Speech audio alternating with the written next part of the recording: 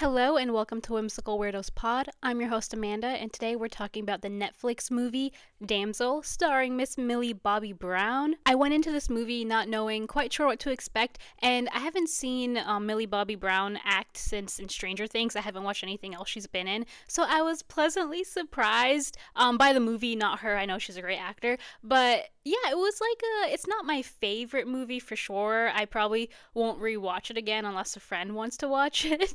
But I don't hate it. It's like a mid decent movie. I feel like it might be for like younger people, especially young women. I feel like this might appeal to them a lot more. I feel like because I've watched, it was giving Game of Thrones vibes to me with the dragon and stuff. She was giving Daenerys.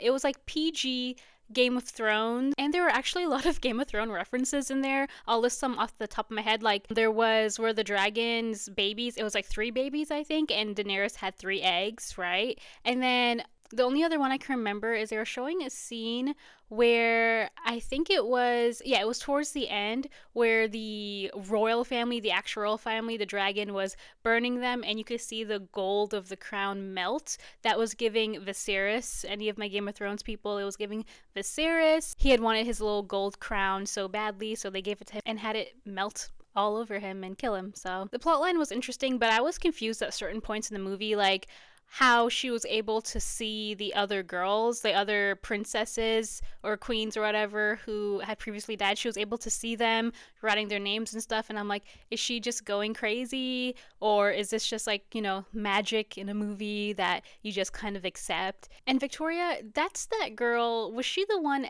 Elodie saw from when she was looking out at night at the castle? She was the girl she saw on another tower or something. Did Victoria know that Elodie came to be the wife of that prince? Or was Victoria also supposed to be the wife of that prince? Because how can they have both wives there at the same time? I would think they would sacrifice the one first and then Elodie would have come. But then they were both there at the same time. I don't know. That bit kind of confused me a little bit. This movie was actually pretty short. I think it was like an hour and 45 minutes or something. It was definitely under 2 hours by a little bit. And I was like, man, this is moving so fast, because I've been watching K-dramas and stuff. And in this movie, all of a sudden, she's holding the prince's hand and he's carrying her. I'm like, how did this move so fast? In the beginning, I was a little confused because we saw Elodie, she is a, badass princess. She's chopping her own wood. She's taking care of the community and her sister.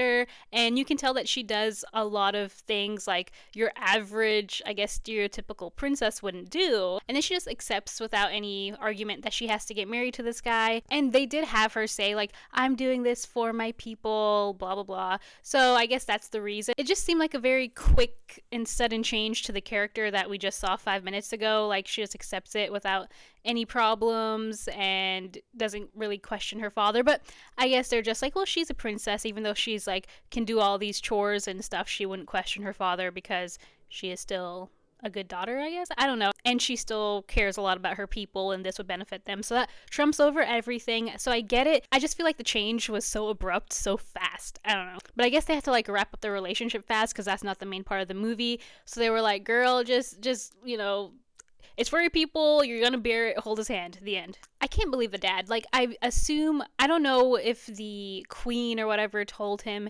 exactly what she was gonna do with Elodie, Elodie would be sacrificed. He came out and didn't seem to know anything, but when he was talking to Elodie, when he was in the cave or whatever, he was like, I should have never done that. I thought I could live with myself. What do you mean? So you knew that she was going to get sacrificed and most likely killed by this dragon, and you just let her go? What? And they were trying to redeem him, and maybe I'm just, a heartless biche, but no. He knew what he was putting his daughter into, and then he backs out when she's been thrown in that little weird cavern thing for multiple days. BFFR, sir. King. But there are the moral quandaries of, do you save your child or do you get the gold to help your people? So does the one person trump the community? Next question. I'm jumping around all over the place. Please don't get mad at me. But I have to say, I really liked the costume designs in this. I really loved the scene of them putting on her wedding dress and all of the corsets and that big underwire thing that goes on. It was like crazy. It was really cool to see. But this thing that kept throwing me off was Miss Millie's makeup. Girl. And don't get me wrong, girl is so beautiful. But her makeup was giving 2024, and this was supposed to be set back in time. And then even when they had to rough her up for like the cave scene and fighting, her lashes were slaying. I was like, girl, you could take off those lashes and then get them redone after the movie, right? I mean, like, girl.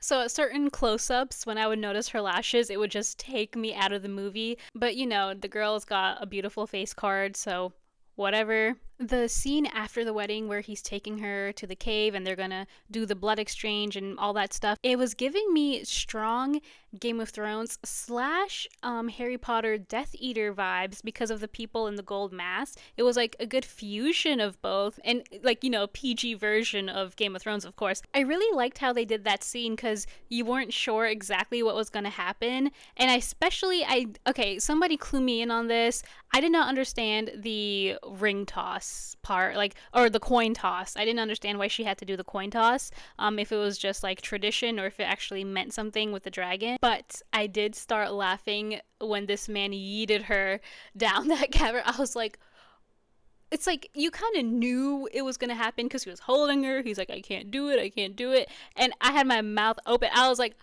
he just threw her down the cat. What? That scene, like, it was one of those expected but unexpected scenes. When we're watching her try and navigate the maze, especially when it's the darkness and she hasn't discovered like how to get light yet, it's giving Stranger Things all over again. That's what I was thinking. I did really enjoy the scene where she's like in the cave or whatever, and she's running and she's sliding down because it's like a cliff ledge type thing, and she uses that dagger to like pull herself up and keep pulling. I just thought that was a really good scene, and kind of, I don't know, that dagger must have been really strong for her to be able to push it into that rock or whatever and pull herself up. She must have great upper body strength, and that dagger must have been made out of something really good. I think my favorite like cave scene was where she was like discovering, I don't know what they were, glowing mushrooms, like the blue white like glowing like the healing bug things. Like, I really like that. It was reminding me of playing Skyrim, and that's why I said glowing mushrooms. I think it's one of the ingredients you can collect. Anyway, nerding out. It was just really pretty, and I thought it was a very well done scene, like aesthetically. And then another thing I liked it's another climbing scene. I guess I'm just a fan of the climbing scenes, but when she used the girls, when she's like climbing up and right before she discovers it's actually like a dead end type cliff thing, and she's using that girl's crown, that was really inventive and kind of genius to do. It's definitely a really good, like, she can take care of herself, she'll figure it out, like, she's got this type of vibe, and I really enjoyed seeing that. One thing I thought was irritating was like in the beginning when she's by herself in the cave, she's like screaming and, you know, making all this noise, and you know, she's burned and stuff, so of course she's gonna scream, but like she was screaming all throughout, you know, the entire cave experience. But then when rescuers, her dad and like his men finally come, she's silent, and then they even have her whisper, they need to stop talking, the dragon's gonna hear them, and it's like, girl, why didn't you not like make all that noise then? Like, now is the time for you to make noise. But I guess in the end it paid off because daddy had to sacrifice himself. Yeah. When this girl finally left that cave and we were finally able to see some sunshine, I was like, yes, the movie's almost over. Like, maybe his army's waiting and then the army will fight the king or whatever. No. We go back in. And I was happy we went back in because I didn't want to leave the dragon issues unresolved. But this movie, the pacing is so fast. I kind of vibe with it, to be honest. I loved the dragon versus Elodie fight. I thought it was so well done. I thought that part where she was like, show me your fire, and it does, and then it just bounces back. It was so well done. Like, it was like, this movie had like really good surprises. And it was fairly obvious that her and the dragon would somehow team up and take out this family. But I loved how they did it. I thought it was executed very well, and like a warrior princess type of vibe is what I was getting. Like Xena, that's what she was reminding me of when she like tore her skirt and all that stuff. It was giving Xena. I loved Xena. Any Xena fans out there? I recently started the Fourth Wing series, and this was kind of like a fun thing to see after like getting into those books, because there's a dragon in it. And if you liked Fourth Wing, let me know what you thought of this dragon, because that's kind of what I was thinking of when I saw it. The ending was kind of as expected, nothing surprising there, but we still love seeing villains get their dues. It did surprise me that it took like all these, young princesses dying and Elodie finally to, get this dragon to realize, oh no, they're just putting a portion of their blood in ours. Like, was that the magical thing? Like, if you bind your hands together, like your entire self smells like royalty? Is that the thing? Because I thought it was just like the hands, but I don't know. It was just like a weird thing that the dragon couldn't tell the difference just because they squashed hands together. So I assume that binding thing was magical and made their whole body smell like royalty. Angela Bassett in this movie really threw me off because I did not expect her to be there at all. Like, obviously she did a great job. This movie just seemed like a whatever kind of movie. To be honest, I'm sorry. You know what? I think I'm just spoiled and I'm looking at it from like an older perspective because I've been blessed with Harry Potter, Game of Thrones, Hunger Games, etc.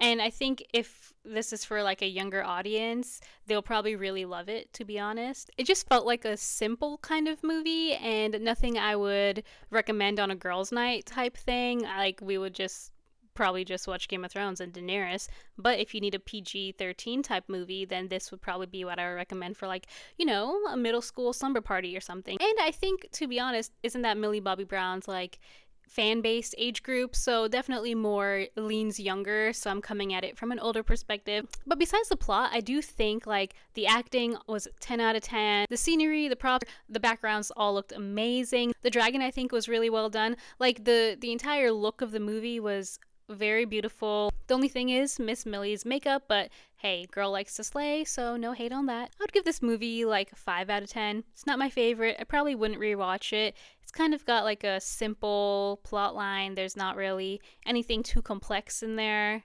It's pretty basic, but it was pretty to watch and the actors did really well. So I checked if this was based on a book, if it's like a series or something, and what I got from Yahoo, it said that there is a book, but it was based off the film script first by Dan Mazzal. Sorry, I know I'm not saying that right, but it was based on the script first, and then they wrote the book and they fleshed out more in the book, and apparently the book does not end the same as the film. I was going to share how the book ends, but I won't because I don't want to be that person that spoils book endings for people because they're just listening to the podcast. So if you finished a book, let me know what you think of the ending. I just saw the spoiler, so don't worry. Let me know if you agree with me that this is more of a teen tween type of movie. If you super disagree, you love this movie, and you want it to be a series, let me know. You can hit me up on YouTube, Instagram, or TikTok at WhimsicalWeirdosPod, or listen to me wherever you listen to podcasts at WhimsicalWeirdosPod. Thanks, you guys, and don't forget to stay weird.